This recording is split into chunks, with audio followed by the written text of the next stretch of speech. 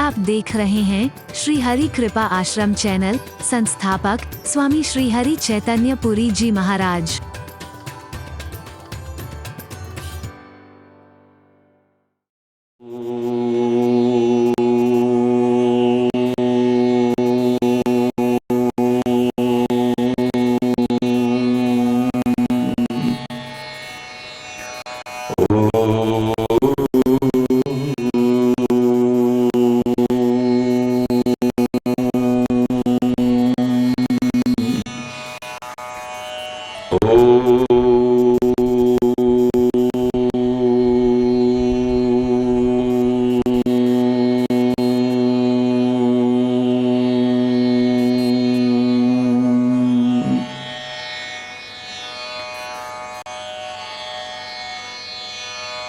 सर्वे भवन्तु सुखिनः,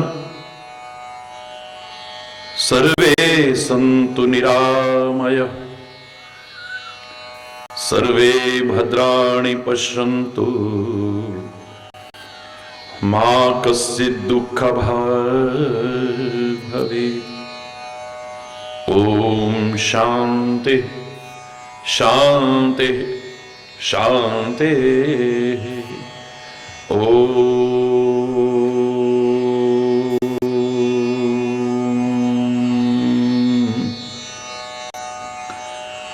त्वमेव माताश्च पिता त्वमेव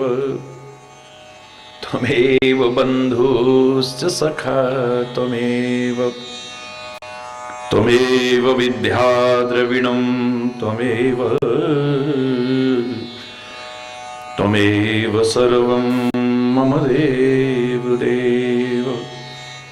ॐ शान्ति शान्ति शान्ति। ॐ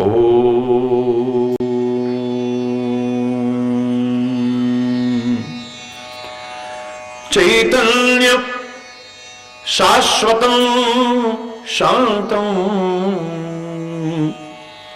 व्योमातीतं निरञ्जनं नादबिन्दुकलातीतं तस्मै श्री गुरवे नमः।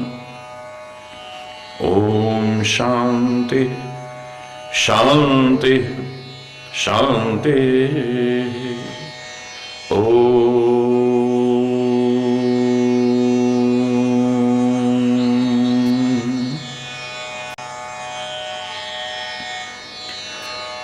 सर्वमंगलमांगल्ये शिवे सर्वार्थसाधिके शरण्ये त्र्यंबके गौरी नारायणी नमोस्तुते। ओम शांति शांति शांति। ओम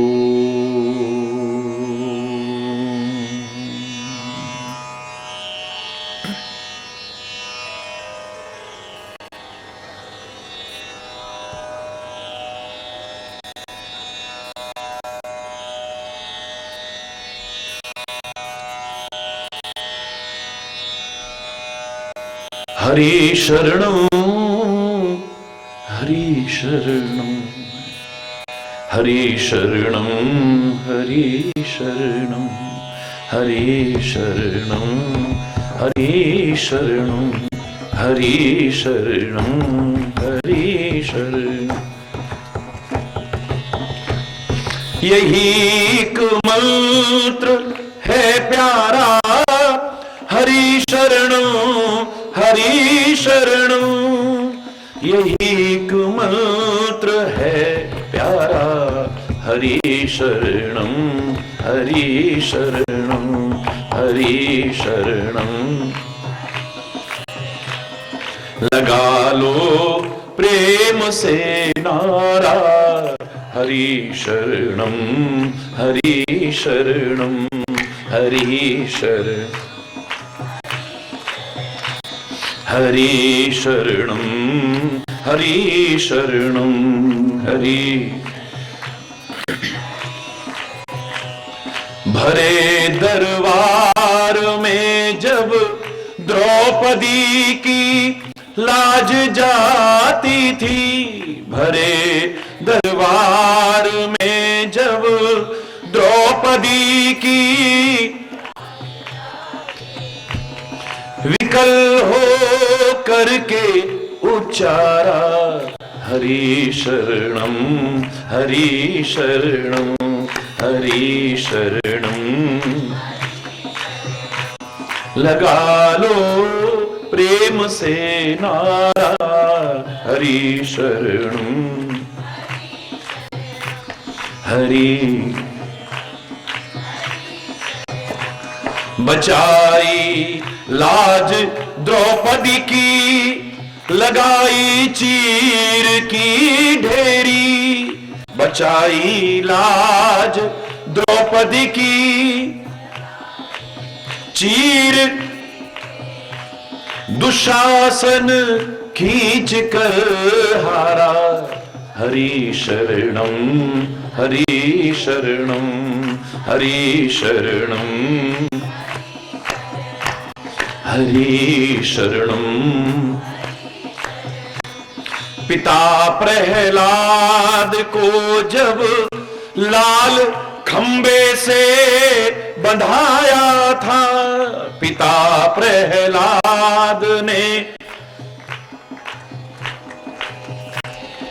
पिता प्रहलाद को जब लाल खंबे से बंधाया था, भरा दरबार था सारा हरि शरणम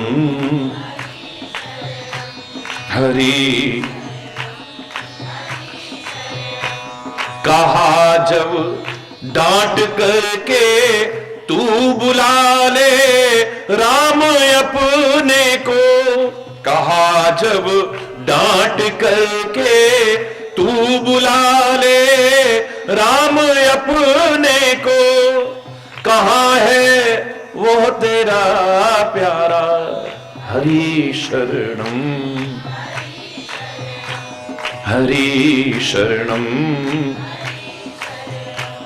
कहा प्रहलाद ने हमारा राम है सब में, कहा प्रहलाद ने हंसकर हमारा राम नहीं है उससे कुछ न्यारा हरि शरणम हरि शरणम। कहा प्रहलाद ने हंसकर हमारा राम है सब में, नहीं उससे है कुछ न्यारा हरि शरणम।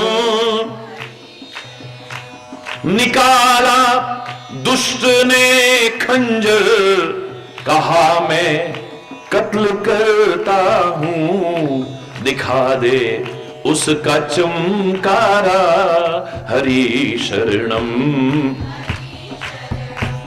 हरि शरणम। पिता की देख निष्ठुरता, नहीं प्रहलाद घबराया, पिता की निष्ठुरता नहीं प्रहलाद लगाया, प्रेम से नारा हरि शरणम हरि शरणम हरि शरणम। मेरे प्रभु जी लाज अब तो मेरी तुमको बचानी है, तुम ही हो मेरे सहारा हरि शरणम। पुकारा प्रेम से हरि को, बहाए प्रेम के आंसू, पुकारा बहाए प्रेम के कदम, पीछे नहीं तारा हरि शरणम, हरि शरणम। सुनी जब भक्त की वाणी, खम्भ को भाड़ हरि निकले, रूप नरसिंह का धारा, हरि शरणम। झपट कर दुष्ट को पकड़ा, गिराया हाथ से खंजर, पटक कर भूमि पर मारा, हरि शरणम, हरि शरणम। पड़ी जब भीड़ भक्तों पर, हुई जब धर्म की ग्लानि, तभी यह मंत्र उच्चारा, हरि शरणम, हरि शरणम, हरि शरणम, हरि शरणम, हरि शरणम, हरि शरणम।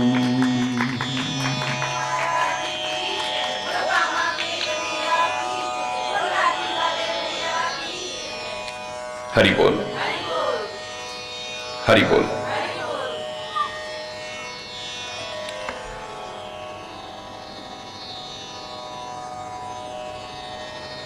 विषय हमारा चलेगा सफलता के सूत्र, सफलता के रहस्य। जीवन में लक्ष्य हमारा कोई भी क्यों ना हो, कैसे हम सफलता हासिल कर सके, सफलता हमारे कदम कैसे चूमे, चाहे विद्यार्थी हो, चाहे भक्ति मार्ग का पथिक हो, चाहे लौकिक या पारलौकिक किसी भी क्षेत्र में आगे बढ़ना चाहता हो। लेकिन मैंने कल भी आपको इशारा किया कि बहुत कुछ मिलेगा, पर पहले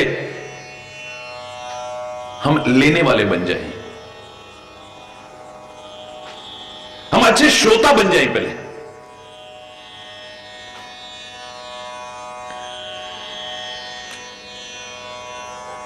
याद करिए वो उदाहरण, मैंने कहा था कि पानी की बहुत कमी हो गई,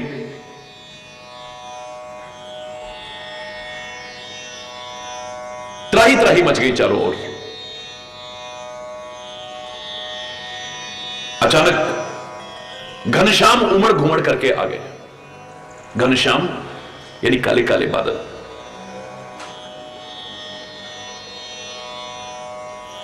दिल में बड़ी एक संतुष्टि का भाव जागृत हुआ कि अब वर्षा अवश्य होगी। पीने के पानी का इंतजाम चाहे जैसे करेंगे, लेकिन कम से कम इतने कपड़े मैले इकट्ठे हो चुके हैं, उनको धोने के लिए पानी हो जाएगा, पेड़ पौधों में देने के लिए पानी हो जाएगा, झाड़ू पोंछे के लिए पानी की व्यवस्था हो जाएगी। इतने बर्तन पड़े हुए हैं गंदे, उसके लिए पानी हो जाएगा, बहुत कुछ काम हो जाएगा। ये भाव मन में लेकर के हमने घर में जितने भी बर्तन थे, कभी आवश्यकता पड़ी नहीं, पहली बार निकाले, सब ले जाकर के छत में रख दिए। 4 घंटे मूसलाधार बारिश हुई। हम बड़े संतुष्ट थे कि अब तो पानी पानी हो जाएगा, कोई कमी नहीं रहेगी। और हमें बड़ी सांत्वना मिली जब बाहर आए तो सड़कों पर पानी चल रहा था, नदियां उमड़ घुमड़ करके चल रही थी, सूखे तालाब भी लबालब भर चुके थे, पानी पानी था चारों। बड़े खुश होकर के हम छत पर गए, परंतु बड़ा अफसोस हुआ कि हमारे किसी भी बर्तन में एक बूंद भी पानी नहीं था। हरि बोल, जोर से बोलो। ऐसा कैसे हो सकता है महाराज जी? ऐसा हुआ। 4 घंटे की मूसलाधार बारिश, हर ओर पानी ही पानी हो गया, लेकिन हमारे बर्तनों में एक बूंद भी पानी नहीं था। ऐसा क्यों हुआ? जल्दीबाजी में, हड़बड़ाहट में बहुत से बर्तनों का ढक्कन खोलना भूल गए। हरी बोल। अब बंद ढक्कन के अंदर तो पानी जाएगा नहीं, तो बाकी बर्तनों में तो भरा होगा ना। जल्दीबाजी में, क्योंकि बच्चों को भी साथ में लगा लिया था, बहुत सारे बर्तन हम उल्टे रखा है। हरी बोल। अब उल्टे बर्तन में कैसे पानी भरेगा? हरी बोल। हाँ, कुछ बर्तन ऐसे थे जिनका हमने ढक्कन भी नहीं बंद नहीं रहा और उल्टे भी नहीं रखे थे, उनमें तो पानी भरना चाहिए था, लेकिन वो बर्तन इतने पुराने हो चुके थे, कभी पहली बार आज आवश्यकता पड़ी तो हमने निकाले, जंग लग चुका था, तो तेज बूंदें पड़ी तो उनके तले में छेद हो गए। हरी बोल।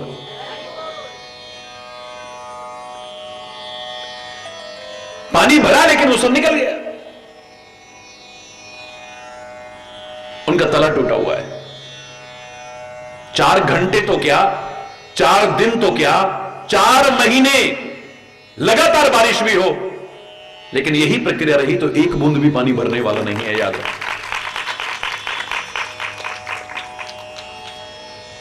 कितनी भी ज्ञान की वर्षा हो, कितनी भी अमृत की वर्षा हो,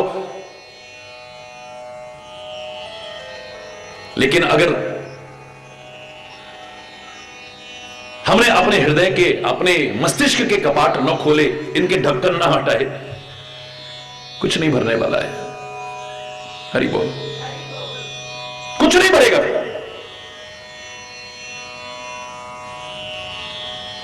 या फिर हमारी मति यदि उल्टी हो गई है, जिसको कुमति कहते हैं, विपरीत मति कहते हैं, लाख बरसता रहे, लाख बरसता रहे, एक बूंद भी भरने वाला नहीं है। याद रखो, उल्टी हो गई मति करके अपनी क्षति, रोने लगा साथी सारे जगे, तू न जा। कुछ नहीं लाभ मिलने वाला है।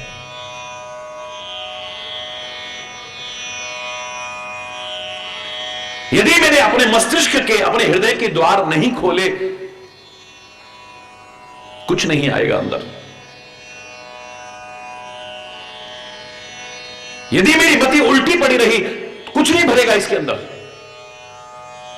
और यदि मैं बेसलेस हूं, आधार रहित हूं, मैंने अपने जीवन का अभी किसी को आधार बनाया ही नहीं है, लाख बरसता रहे, कुछ भी हाथ में आने वाला नहीं। पहले अपना पात्र तो हम ठीक कर लें।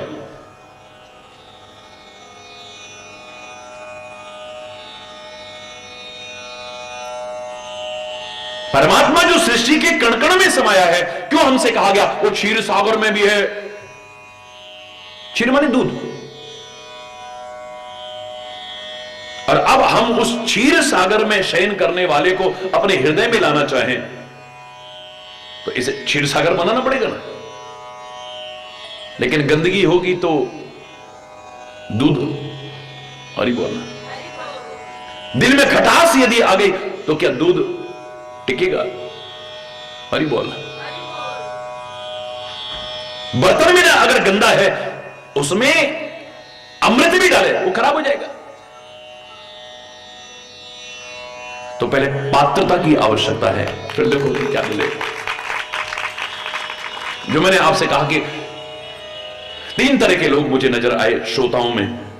एक गर्म तवे की तरह मुझे नजर आया, जिस पर प्रवचन का बिंदु गिरा लेकिन छिस करके उड़ गया है। हरि बोल। तेरा तुझको अर्पण, क्या लागे मेरा। हरि बोल। गर्म तवे की तरह एक श्रोता नजर आया, जिस पर प्रवचन का बिंदु गिरा लेकिन 1 सेकंड भी नहीं टिका, छिस करके उड़ गया। एक सुनने वाला मुझे कमल के पत्ते की तरह नजर आया, जिस पर प्रवचन का बिंदु गिरा, टिका, उसकी शोभा भी बढ़ाई।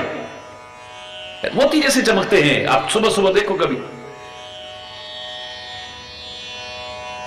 लेकिन जैसे हवा चली, फिर आज की हवा के माहौल में गए नहीं, वो जो थोड़ी देर टिका था वो सब हरि बोलना बह गया, नहीं टिकेगा।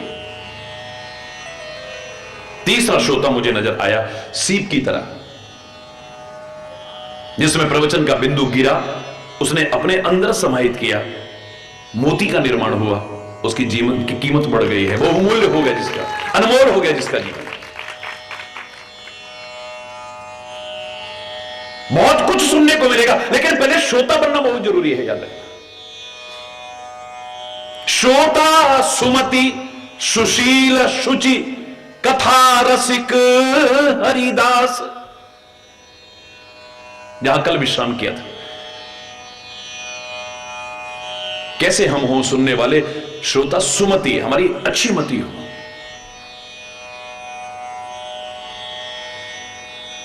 अच्छी मति नहीं होगी तो सुन करके हमारे मन में दुर्भावनाएं पैदा हुए, लगता है हमको ही सुना रहे हैं। हरि बोल, हाँ तेरे को भी सुना रहे हैं, तेरे को भी सुना रहे हैं। वो कहते हैं ना, एक बार ब्रह्मा जी के से सबने प्रार्थना की कि प्रभु आपने हमको पैदा तो कर दिया, लेकिन कुछ सिखाया तो है नहीं, कैसे जीना है।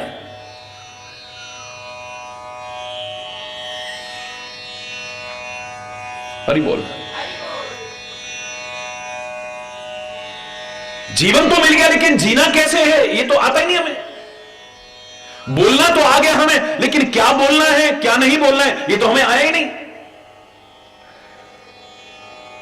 अभी उस दिन मैं सम्मेलन में कह रहा था, मैंने कहा मानव को बोलने के लिए 6 महीने से 2 वर्ष का मिनिमम समय लगता है।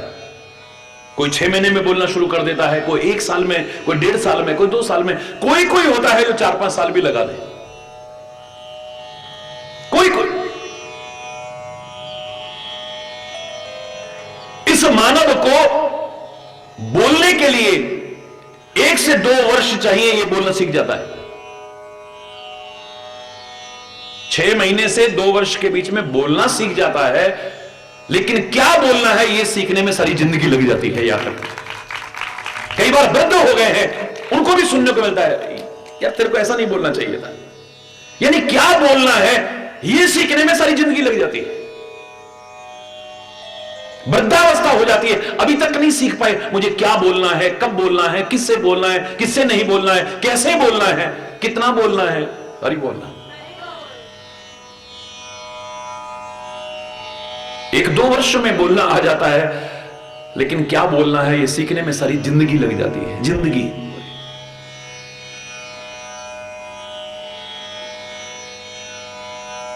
इतनी अवस्था हो चुकी है, अभी भी कितनी बार टुकाई होती है, खाली किस बात पर?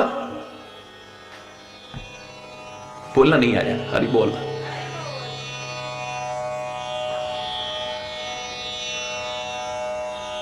हरि बोल।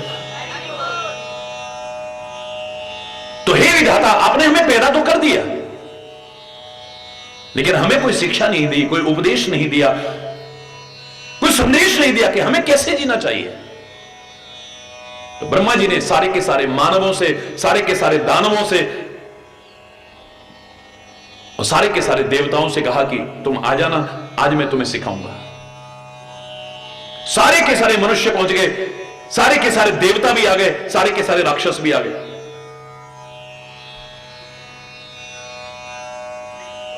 ब्रह्मा जी मंच पर पहुंचे, जैसे ही मंच पर पहुंचे सबके सब उठ करके खड़े हो गए। ये भी एक सम्मान की रीति होती है, सबने सम्मान दिया।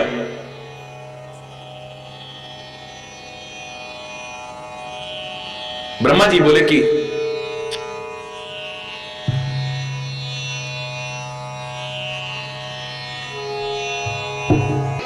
और जोर से बोले। तो ब्रह्मा जी मंच पर आकर के कहते हैं कि सब शांत होकर के बैठ जाओ, एकाग्रचित्त होकर के बैठ जाओ।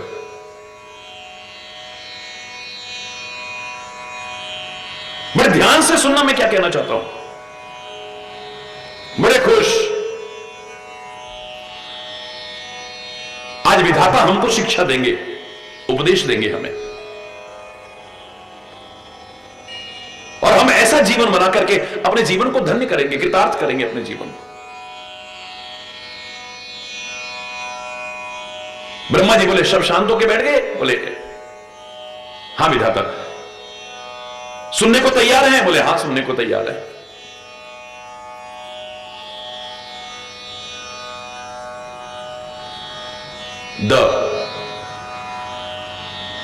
क्या बोला? द से दवात, खाली द अक्षर कहा और ब्रह्मा जी उठे मंच पर से और अंदर चले गए। अब सब विचार करने लगे, भाई इतनी दूर दूर से हम चल के आए, इन्होंने कुछ बोला तो है ही नहीं। हम बड़ी उम्मीद लगा के बैठे थे कि बहुत कुछ सुनने को मिलेगा, बहुत कुछ सीखने को मिलेगा। सारी सृष्टि को पैदा करने वाले ब्रह्मा जी बोले और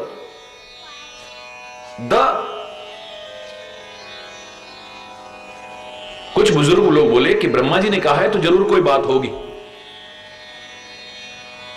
कोई आवश्यक नहीं कि लंबा चौड़ा भाषण ही हो, समझदारों के लिए इशारा भी काफी होता है। तुम एक बार विचार तो करो कि ब्रह्मा जी क्या कहना चाहते हैं।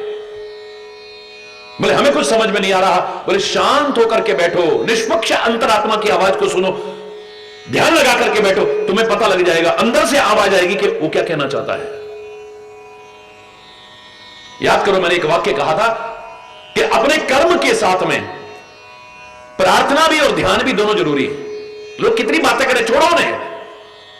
तुमने कुछ पाना है तो कर्म के साथ में प्रार्थना और ध्यान, इन दोनों को मत छोड़ना। क्या होगा? हम जो सच्चे हृदय से प्रार्थना करते हैं उसे प्रभु सुनते हैं। प्रार्थना में प्रभु हमारी सुनते हैं और जब ध्यान में होते हैं तो हम प्रभु की सुनते हैं। हमें पता लगता है कि वो क्या कह रहा है, अंदर से आवाज आती है। अंदर से आवाज थी जो हमें सुनाई नहीं दे रही थी, अब अंदर से आवाज हमें सुनाई देगी वो क्या चाहता है। जो मैंने आपसे कहा था कि मनुष्य वो करता है जो ये चाहता है, लेकिन होता वो है जो वो चाहता है। वो जो चाहता है अगर तू करने लग जाए तो तू जो चाहेगा वो होगा, याद रखना। लेकिन इसके बाद एक वाक्य मैंने और जोड़ा है, ये बहुत पहले मैंने कहा था, एक वाक्य नया और जोड़ा है इसमें।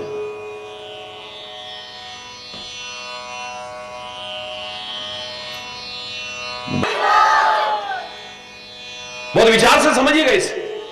एक नया वाक्य मैंने इसमें और जोड़ा है।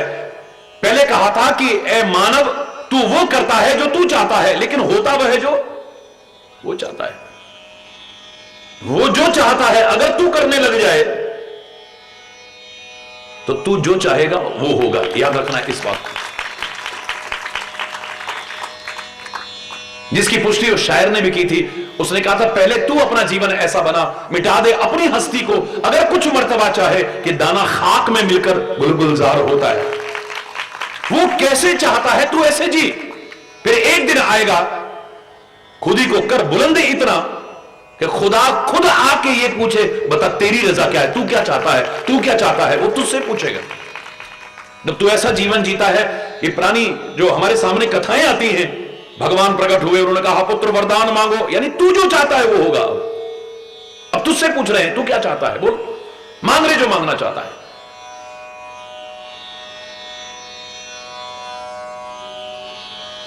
तू करता वो है जो तू चाहता है, होता वो है जो वो चाहता है। वो जो चाहता है अगर तू करने लग जाए तो तू जो चाहता है वो होगा। लेकिन एक वाक्य और जोड़ा मैंने इसमें, प्रार्थना करना है मेरे परमात्मा।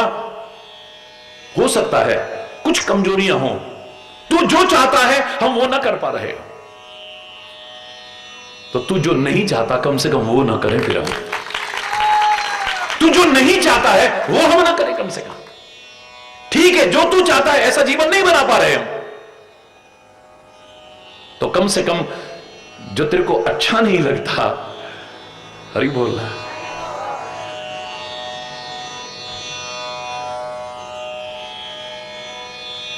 उलझी रहती हूं माया में, पर ध्यान तुम्हारा धरती हूं। ये भजन आप बोलते हो, जितने हैं प्यारे काम तुम्हें, उन कामों को ही मैं करती हूं। खाली जबान कहती है, होता कहां है ऐसा? हरि बोलना। जितने हैं प्यारे काम तुम्हें, उन कामों को ही मैं करती हूं। मत भटकाओ, उद्धार करो, मैं शरण तुम्हारी आई हूं। ये ना देखो मैं कैसी हूं, ये ना पूछो क्या लाई हूं, भगवान मुझे भी अपना लो। जवान तो कह रही है जितने हैं प्यारे काम तुम्हें, उन कामों को ही करते, लेकिन है नहीं ऐसा। कोई बात नहीं, उसे जो प्रिय तुम नहीं कर पा रहे, कोई बात नहीं, कम से कम उसे जो प्रिय नहीं है वो मत करना। हरि बोल। अंतरात्मा की आवाज सुनेगी तुम्हें जब शांत और निष्पक्ष होकर के बैठेंगे।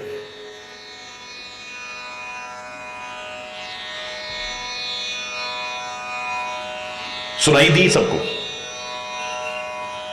और जब शांत होकर के बैठे तो जो कमियां अभी तक नहीं पता चल रही थी अब पता चल रही हैं।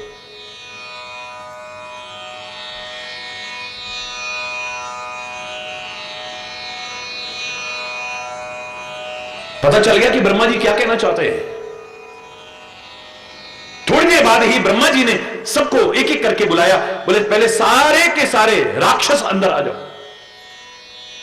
सारे के सारे राक्षसों को अंदर बुलाया। मैंने तुम्हें उपदेश दिया, क्या समझ में आया तुम्हें? हरि बोल। मैंने जो तुम्हें उपदेश दिया क्या तुम्हें समझ में आया?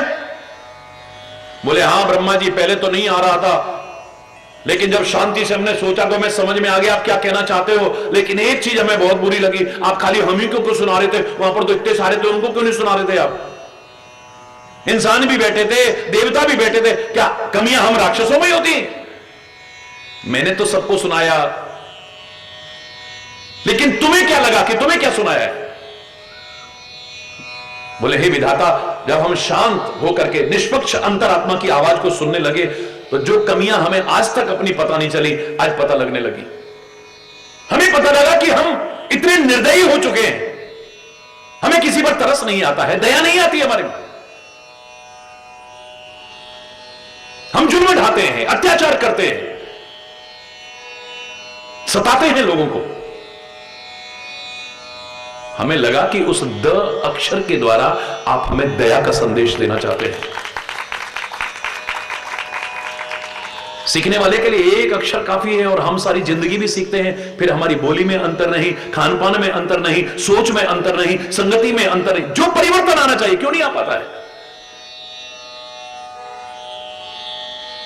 सीखने वाले तो बने हम। ब्रह्मा जी बोले बिल्कुल ठीक समझा है तुमने, अब दया भाव अपने अंदर ले आना, तुम्हारा जीवन सार्थक हो जाएगा। अब दया आ जाती तो वे राक्षस ही कहां रहते? हरि बोल, जोर से बोल। वे आदमी के आचरण से और कर्मों से तो पता चलता है कि आदमी राक्षस है या मानव है या देवता है। और हमारी संस्कृति तो कहती है तुम चाहो तो अपने जीवन को इतना ऊंचा उठाओ कि परमात्मा के गुण, आदर्श और मर्यादाओं को भी अपने जीवन में अपना सकते हो। नकल नहीं करनी कि हम बांसुरी लगा के बैठ जाएं, या मुकुट लगा के बैठ जाएं, या धनुष्वाण लेके बैठ जाएं, या त्रिशूल हाथ में लेके बैठ जाएं, या खड़ग हाथ में लेके बैठ जाएं। नकल नहीं करनी हमें, लेकिन परमात्मा ने जो गुण, आदर्श और मर्यादाएं स्थापित की हैं उनको अपने जीवन में अपना करके वैसा तो बनने की कोशिश करनी है भाई। कर्म और आचरण से तो पता चलता है। दोनों में अंतर देखिए आप। कृष्ण है एक जो अपने कारागार में बंद मां बाप को भी छुड़वा देता है। हरि बोल। एक कृष्ण है जो कारागार में बंद अपने मां बाप को भी छुड़ा देता है, यानी बंधनों से मुक्त करा देता है अपने परिवार को भी। और एक कंस है जो अपने मां बाप को भी कारागार में डाल देता है, यानी बंधनों में डाल देता है उन्हें। कोई लंबे लंबे सींग होते हो, इससे कोई राक्षस होता हो? बिल्कुल नहीं। काला भुषुंड भारी भरकम शरीर होता हो, विकराल रूप होता हो, इससे राक्षस? बिल्कुल नहीं। रामायण ने तो राक्षस की बड़ी सुंदर परिभाषा दी है।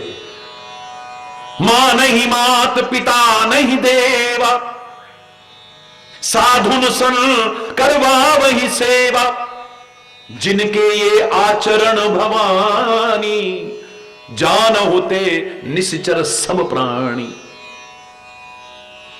जो माता पिता को नहीं मानते, माता पिता की नहीं मानते, अपने बड़ों की नहीं मानते, अपनी आत्मा की नहीं मानते, महात्मा की नहीं मानते, परमात्मा की नहीं मानते, जिनकी सेवा करना चाहिए बल्कि उनसे सेवा करवाते हैं, सबके हृदय को पीड़ा पहुंचाते हैं, जिनके ऐसे आचरण हैं बोले वो सारे के सारे राक्षस हैं। हरि बोल। भाई संत का तात्पर्य क्या है? जटाएं बड़ी हो, सिर मुंडवा रखा हो, श्वेत या भगवे वस्त्र पहन रखे हो, है? नहीं।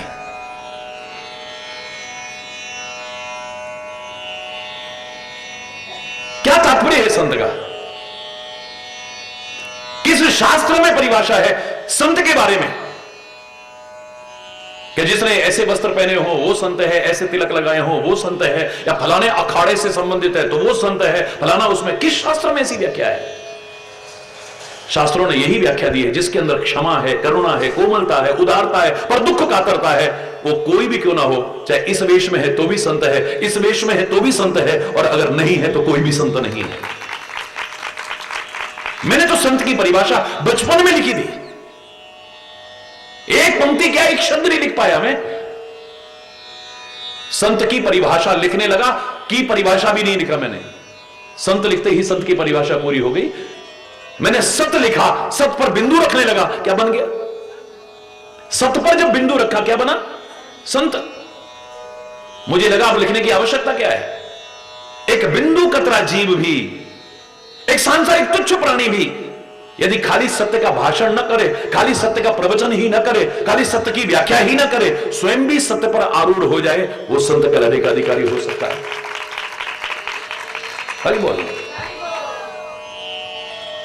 ब्रह्मा जी बोले बिल्कुल ठीक है भाई, संत शब्द में ही संत की परिभाषा मैंने ढूंढी कि सत्य पर एक बिंदु रखते ही संत बन जाता है, यानी स्वयं भी सत्य पर आरूढ़ हो जाए, खाली सत्य की चर्चा न करे, खाली सत्य का भाषण न करे, चाहे वो बिंदु कतरा जीव भी क्यों ना हो, वो भी संत कहलाने का अधिकारी हो सकता है।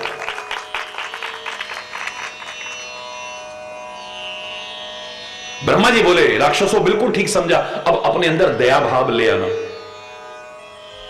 जय। सारे के सारे देवताओं को बुलाया कि तुम बताओ भाई क्या समझे मेरे उपदेश का अर्थ। बोले ब्रह्मा जी समझ तो गए हम, लेकिन हमें बहुत बुरा लगा, आपने खाली हमको क्यों सुनाया? कमियां तो सब में होती हैं, औरों को क्यों नहीं सुनाया? मैंने तो सबको सुनाया, पर तुमने क्या समझा? जब हम शांत होकर के बैठे, हमें अपने अंदर की कमियां नजर आने लगी जो आज तक नजर नहीं आती थी। आज पहली बार हमें लगा कि स्वर्ग के सुखों में हम मस्त हो चुके हैं, हमारा इंद्रियों पर कोई संयम नहीं रह गया है। उस द अक्षर के द्वारा हमें लगा कि आप इंद्रियों के दमन का संदेश देना चाहते हैं। ब्रह्मा जी बोले बिल्कुल ठीक समझा है, तुम भी जाओ। सारे के सारे मानवों को बुलाया, बोले तुम क्या सीखे हो, तुम क्या समझे हो? सारे मानव बोले महाराज हम आपका अर्थ तो समझ गए, लेकिन बहुत बुरा लगा, आपने खाली हमको क्यों सुनाया? बोले मैंने सबको सुनाया, पर तुम क्या समझे ये बताओ। बोले जब शांत होकर के बैठे, हमें अपनी कमी नजर आई कि हमारे अंदर संचय की प्रवृत्ति बहुत ज्यादा हो गई, जोड़ जोड़ के मर जाते हैं, चले जाते हैं। हरि बोल। संचय की प्रवृत्ति बहुत आ गई।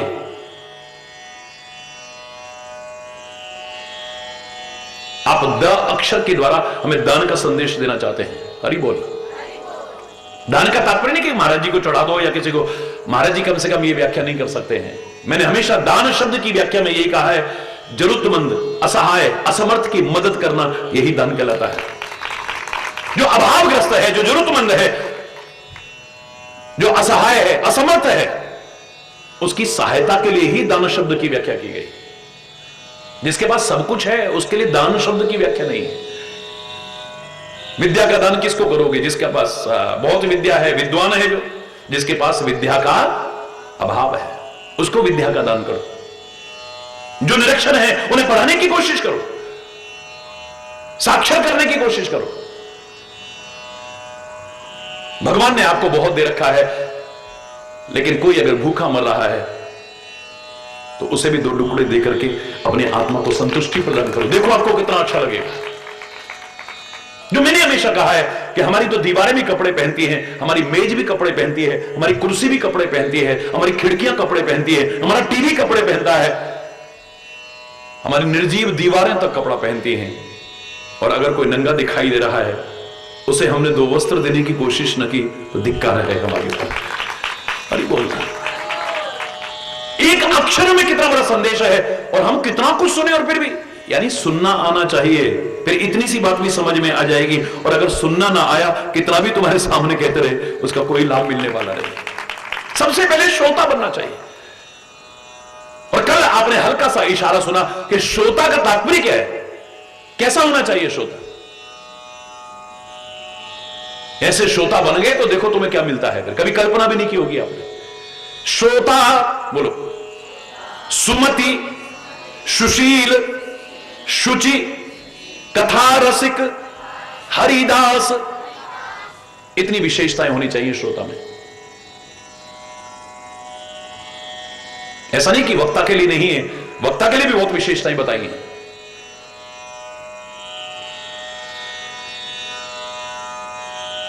लेकिन मैं आपसे पहले कह रहा हूं कि सुनने के लिए हमें कैसा बनना है पहले,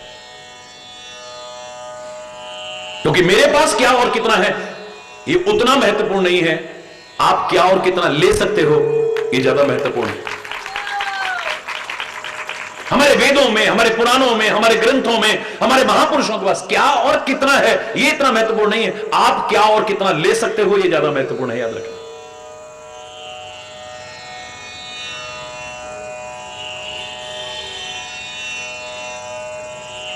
पहले सबसे पहले हमारी सुमति जागृत होनी चाहिए, विपरीत मति नहीं। सुनकर के लाभ उठाने की बजाय बल्कि दुर्भावना, देखा हमको ऐसा सुना दिया, तुम्हारी भलाई के लिए हरि बोलना। एक अबोध बच्चा कह सकता है मम्मी डॉक्टर के पास नहीं सुई लगाएगा, वो डरता है उससे। लेकिन जो समझदार होगा वो कहेगा वो डॉक्टर मीठी गोली देगा तो मेरी भलाई के लिए, कड़वी गोली देगा तो मेरी भलाई के लिए, चीरा लगाएगा तो मेरी भलाई के लिए, ऑपरेशन भी करेगा तो मेरी भलाई के लिए, और जहर फैलने लगे अंग भी काटेगा तो उसकी कोई दुश्मनी नहीं है, मेरी भलाई के लिए तो कर रहा है। उसके मन में दुर्भावना नहीं आएगी।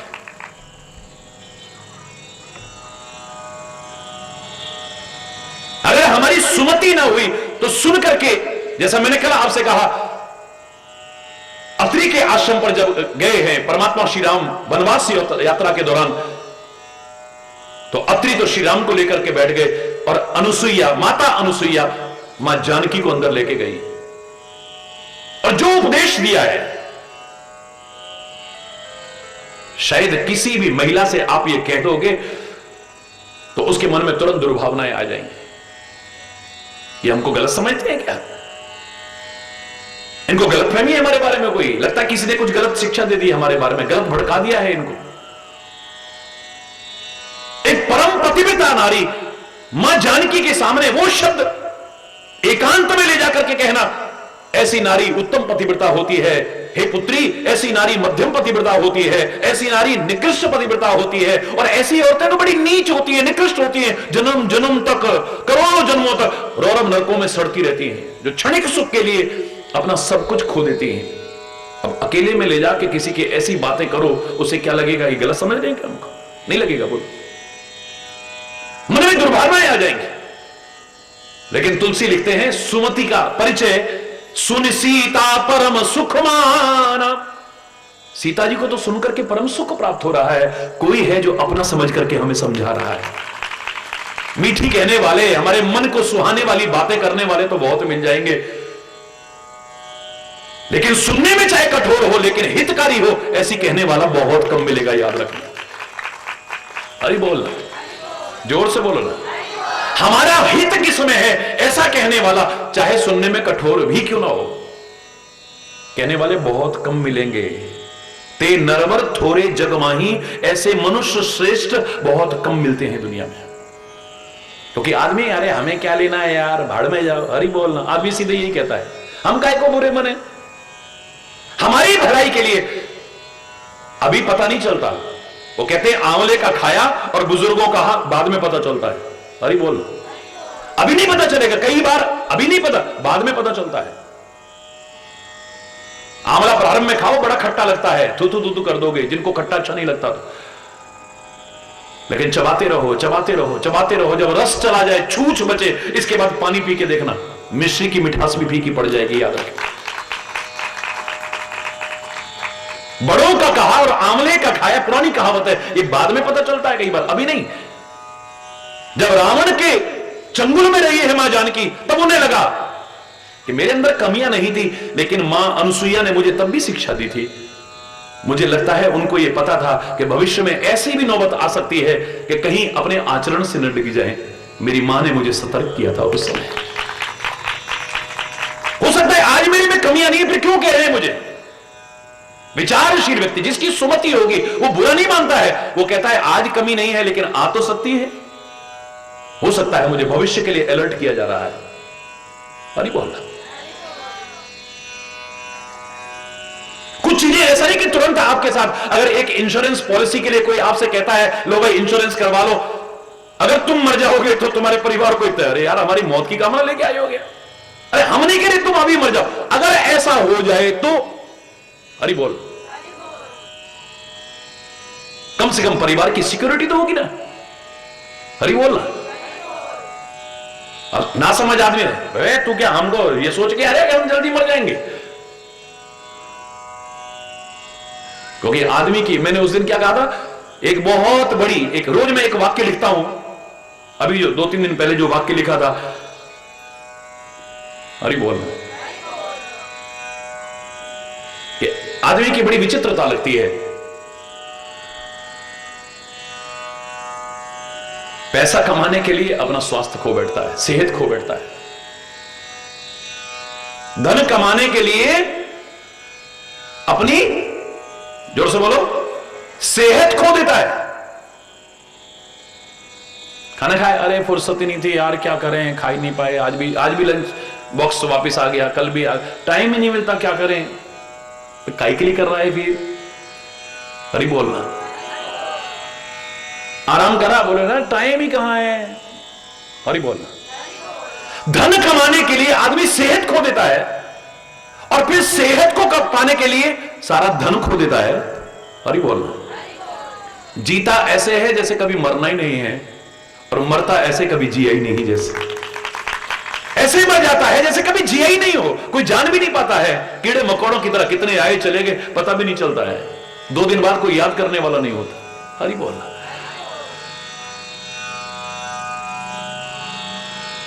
क्या जिंदगी है ऐसी? हरि बोलना, श्रोता सुमति, अच्छी मति होगी तब सुनकर के आनंद आएगा आपको। आप एक बात बताइए, पवन पुत्र हनुमान जी कुछ नहीं कह रहे थे, जब सीता की खोज करने की बात आई, हर वानर ने अपनी अपनी शक्ति का परिचय दिया, लेकिन हनुमान जी चुप करके बैठे हुए थे। चाहे श्राप वश ही सही, यह व्यक्ति अपनी शक्तियों को भूल बैठा है, पहचान नहीं रहा है अपने आप को। पहले तो उसे यही एहसास नहीं कि मुझे क्या करना है, कहां जाऊं मैं, कई जगह ऐसी आ जाती है, ऐसे चौराहे पर खड़ा है, अब मैं इधर जाऊं या इधर जाऊं, बड़ी मुश्किल में हूं, अब किधर जाऊं। अरे बोल, जोर से बोल, क्या करूं मैं अब? सच बताइए, जीवन में ऐसे दौर आते कि नहीं कभी कभी कि आदमी सोच नहीं पाता मैं क्या करूं अब? ये जो सफलता के सूत्र हमने विषय प्रारंभ किया है, इसकी शुरुआत भी यहीं से होगी। परमात्मा ने हमको भेजा है, परमात्मा श्री राम ने ही वानरों को भेजा था, हमें भी सुख शांति की तलाश में भेजा है, और वो भी शांति रूपी भक्ति रूपी सीता की खोज में आए हैं। लेकिन एक जगह ऐसी आ गई, भूख प्यास से बेताब, अब वानरों को समझ नहीं आ रहा कि हम क्या करें, किधर जाएं, हमें कुछ पता ही नहीं लग रहा है।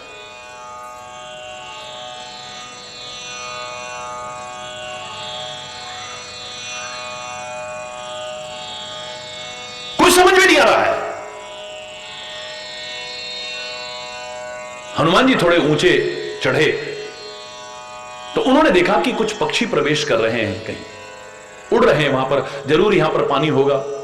पक्षी अगर रह रहे हैं तो जरूर यहां पर पानी होगा, थोड़ी छाया होगी, जरूर होगा यहां पर।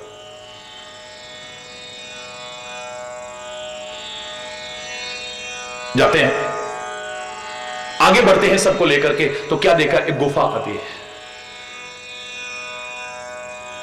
गुफा आती है, गुफा में प्रवेश कर जाते हैं। कुछ को भय लगता है, बोले डरो मत। अब गुफा क्या है, थोड़ा अंदर घुस के देखो, कुछ समझ में नहीं आ रहा ना आपको, या तो कोई अपने से समझदार, अपने से बड़ा मिलता है, उससे मार्गदर्शन लो, उसकी सलाह लो। अगर नहीं समझ में आता है तो फिर अंदर खो जाओ। मैं चैलेंज करके कहता हूं, तुम्हें अंदर से आवाज आएगी।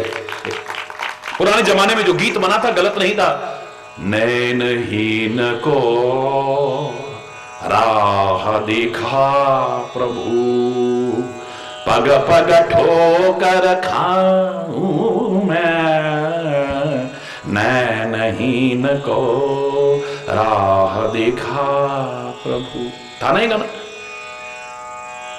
अब मुझे कुछ नहीं दिखाई दे रहा है, ऐ परमात्मा अब तू ही मुझे राह दिखा।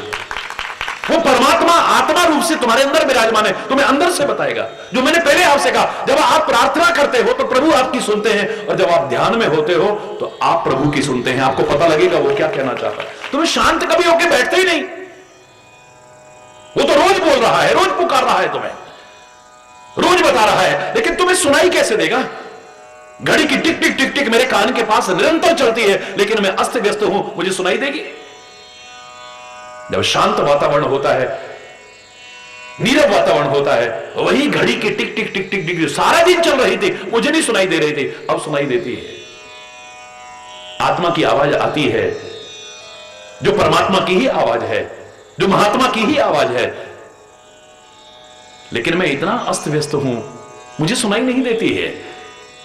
लेकिन जब मैं शांत होकर के बैठता हूं, ध्यान मग्न होकर के बैठता हूं, तो जो अब तक सुनाई नहीं देती, मुझे अंदर से ही वो आवाज सुनाई देगी। याद रखिए,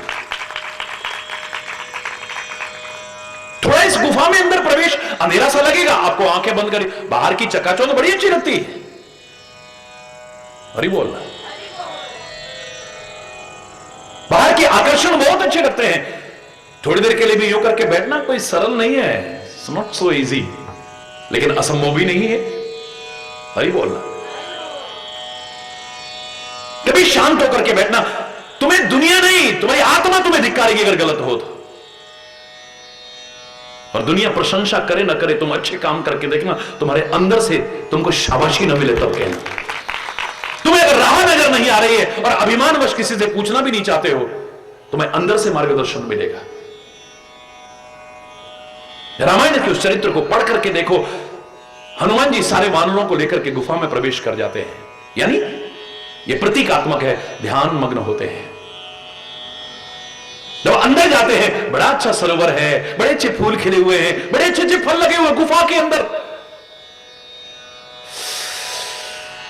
बड़ी शांति मिलती है। देखो तुम्हें कितनी शांति मिलती है, देखो जरा। बाहर कितना भटक लिया, एक बार थोड़ा अंदर की यात्रा करके तो देख, क्या आनंद आता है। थोड़ा जल पिया, फल खाया, बड़ी शांति मिली है। अचानक निगाह जाता है कि सामने एक तपस्विनी बैठी हुई है, ध्यान मग्न होकर के। जाकर के चरणों में प्रणाम किया है, प्रार्थना की है, तो उसने आंखें खोल करके देखा, ओह अच्छा अच्छा, तुम हनुमान हो, तुम अंगद हो, तुम जामवंत हो, राम के काम के लिए आए हो ना? हरि बोल। जानते हैं उसका नाम क्या था? मैंने बताया था एक बार, बोलो। उस तपस्वी का नाम था स्वयं प्रभा। नाम में ही अर्थ छुपा हुआ है। स्वयं प्रभा का तात्पर्य बाहर का प्रकाश नहीं, तो अपने प्रकाश को एक बार जागृत तो करके देख, ये सूर्य का प्रकाश भी मंद पड़ेगा, उसके आगे तेरे को वो अंदर आनंद आएगा, वो रोशनी मिलेगी, कभी ठोकर नहीं खाएगा तू। इन आंखों के होते मैंने ठोकर बहुतों को खाते देखा है, और कईयों के अंदर के नेत्र खुल जाते हैं, आंख न भी हो तो भी ठोकर नहीं खाते हैं। याद रखें, अंतर्दृष्टि खुल जाती है उनकी। अपनी स्वयं की प्रभा को एक बार तू जागृत तो कर, स्वयं के प्रकाश को एक बार देख तो सही। तो जानता है वो प्रकाश कैसा है? भगवान कृष्ण गीता में बताते हैं, न तदभासयते सूर्यो न शशांको न पावकः न तदभासयते सूर्यो, सूर्य का प्रकाश भी कुछ नहीं उसके आगे, न शशांको, चंद्रमा भी बिल्कुल निस्तेज लगेगा उसके आगे, न पावकः, अग्नि भी बिल्कुल निस्तेज लगेगी उसके आगे। एक बार अपने अंतर की उस रोशनी को जागृत तो करके देख, कभी ठोकर नहीं खाएगा, सब क्लियर दिखेगा तेरे। देख एक बार, ये प्रतीकात्मक है सारी की सारी चीजें।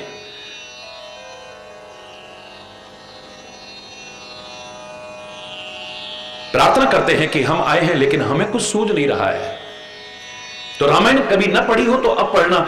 उस स्वयं प्रभा क्या कहती है? ये कहती है कि इधर जाओ या उधर जाओ या उधर जाओ या उधर जाओ। क्या कहती है?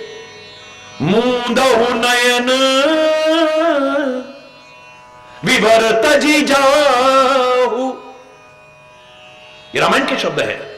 मूंदहु नयन, जब तुम्हें कुछ समझ में ना आए, कोई राह समझ में ना आए, या तो परमात्मा से प्रार्थना करना, या महात्मा सदगुरु या अपना जो समझदार आपको नजर आता है उससे मार्गदर्शन लेना। और किसी समय ऐसी भी हालत हो जाती है हमें कुछ नजर नहीं आता है, घबराओ मत। मूंदहु नयन, शांत होके बैठो, हरि बोलना।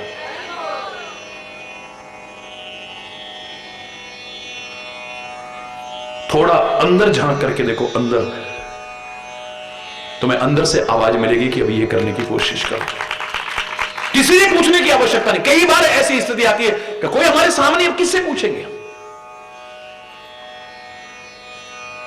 हमारे विवेक पर निर्भर करता है उस समय कि हमें क्या निर्णय लेना है। कई बार अब है ठीक है, मैं दिल से परमात्मा से प्रार्थना कर दी लेकिन भगवान ने तो हमारी सुनी नहीं, भगवान तो आके उत्तर, अब कैसे जवाब देंगे वो? या तो किसी महात्मा के मुख से जवाब देंगे या आत्मा से जवाब देंगे। हरि बोल। क्या करें, महाराज जी से भी फोन पे बात नहीं हो पा रही है, मैं क्या करूं? कुछ मत कर, कुछ मत कर, थोड़ी देर शांत होकर बैठ, गुरुदेव भगवान का मार्गदर्शन याद कर, परमात्मा का स्मरण कर, प्रार्थना कर तू, और एकाग्र चित्त होकर के बैठने की कोशिश कर। सारे बवाले छोड़ करके, जो सुबह भी चल रही थी, महाराज जी ध्यान तो हमारा लगता ही नहीं है, एकाग्र कभी होता ही नहीं है। मैंने कहा या तो प्यार करो, ध्यान लगाना तो दूर, ध्यान कभी हटेगा ही नहीं तुम्हारा। गोपियों को कभी नहीं देखा हमने ओ आंखें बंद करके और यूं करके बैठे। उन्होंने हर क्रिया को परमात्मा की भक्ति से उत्प्रोत कर दिया है। वो गाय चराती हैं तो कृष्ण, दूध धोती हैं तो कृष्ण, दही और माखन बेचने जाती हैं तो कृष्ण, झाड़ू लगाती हैं तो कृष्ण, बच्चों को स्नान घर में रह करके भी, घर में रह करके भी, बेशक घर छोड़ करके जो नहीं कर पा रहे हो, घर बैठे बैठे सब कुछ कर रही हैं। झाड़ू लगा रही हैं तो कृष्ण, बच्चों को नहला रही हैं तो कृष्ण, भोजन बना रही हैं, ध्यान वहीं लगा हुआ है। अरे झूठे प्यार का भी एहसास कहीं हो जाए, झूठे प्यार का एहसास, ध्यान हटता ही नहीं है। 24 घंटे उसी के ख्याल आते रहते हैं, ध्यान हटेगा नहीं तो ध्यान लगाओगे क्या तुम? झूठे प्यार का भी एहसास हो जाए, कभी ध्यान हटता ही नहीं, लगाना तो बहुत दूर। और अगर जिस दिन सच्चा प्यार तुम्हें हो गया, ध्यान लगाना पड़ेगा, हटेगा ही नहीं तुम्हारा ध्यान। चलो यहां तक नहीं पहुंच पाए, कोई बात नहीं। तो मैंने आपसे कहा था ध्यान की एकाग्रता के लिए दूसरा सूत्र दे रहा हूं, रुचि जागृत करो। तुम्हारा अगर इंटरेस्ट पैदा हो गया, इंटरेस्ट डेवलप हो गया, तो ध्यान अपने आप एकाग्र होने लगे। रुचि जागृत अगर आपकी हो जाती है, हरि बोलना, क्योंकि जिस चीज में मेरी रुचि है मेरा ध्यान अपने आप एकाग्र होता है। आपकी क्रिकेट में रुचि है, सारी सारी रात देख सकते हो, तो गाड़ी में चलते हुए भी सुनते जा रहे हैं, पता नहीं कब एक्सीडेंट हो गया, क्योंकि उधर हमारा इंटरेस्ट डेवलप हो चुका है, हमारी रुचि है उसमें। क्रिकेट में रुचि है, कोई बाधा नहीं है, देख लो आप, ना नींद आएगी, ना भूख लगे, ना प्यास लगे, देख रहे हैं, सारी सारी रात देख सकते हो। तुम्हारा इंटरेस्ट है किसी फिल्म में, आधी रात में भी आ रही तो देखोगे, किसी प्रोग्राम में इंटरेस्ट है। आप एक बात बताइए, करोड़ों लोग जो मुझे देखते हैं, या तो सुबह सुबह देखते हैं, मेरा तो दिन भर कई चैनलों में, या तो सुबह सुबह देखते हैं, बहुत अर्ली है, और या फिर आधी रात में 12 बजे, लेकिन करोड़ों करोड़ों लोग देखते हैं। कहां गई नींद? हरि बोल।